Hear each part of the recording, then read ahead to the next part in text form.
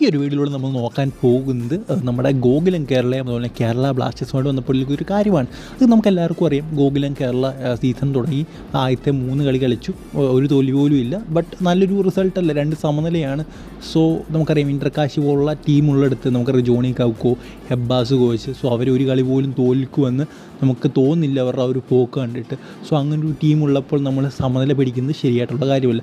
So നമുക്ക് ഈ ഒരു 2 മാച്ച് സമനില പിടിച്ച 2 മാച്ചും അല്ലാത്ത മാച്ചും നമ്മളൊക്കെ എടുത്തു നോക്കുകയാണെങ്കിൽ ഏറ്റവും വലിയ പ്രശ്നം എന്ന് പറയുന്നത് നമുക്കൊരു ഫിനിഷർ ഇല്ലാത്തതാണ്.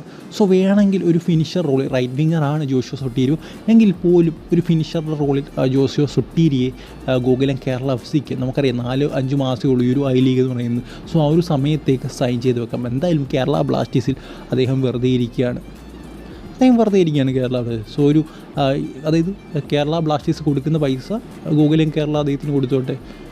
സോ അങ്ങനെ വേണമെങ്കിൽ ഗോകുലം കേരളയ്ക്ക് സൈൻ ചെയ്യാവുന്നുള്ളൂ. കാരണം വളരെ ഇമ്പോർട്ടൻറ്റ് സീസണാണ്. കുറച്ച് പൈസ മുടക്കി ഒരു ഫിനിഷറിനെ സൈൻ ചെയ്താലും വലിയ പ്രശ്നമില്ല എന്നാണ് എനിക്ക് തോന്നുന്നത്.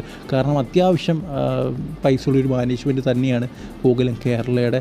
സോ എന്താണ് നിങ്ങളുടെ അഭിപ്രായം? ആഡം നനിയാനി എന്ന് പറയുന്നൊരു സെൻറ്റർ ഫോർവേഡ് ഉണ്ട്, ഫിനിഷർ ഉണ്ട് അവർക്ക്. ബട്ട് അദ്ദേഹം ആ ഒരു എന്താ പറയുക, ആ ഒരു ലെവലിലുള്ളൊരു താരമല്ല. മാലി ഇൻ്റർനാഷണലാണ്, മാലിക്ക് വേണ്ടി 7ഓളം മത്സരം കളിച്ചുള്ളൊരു താരമാണ്.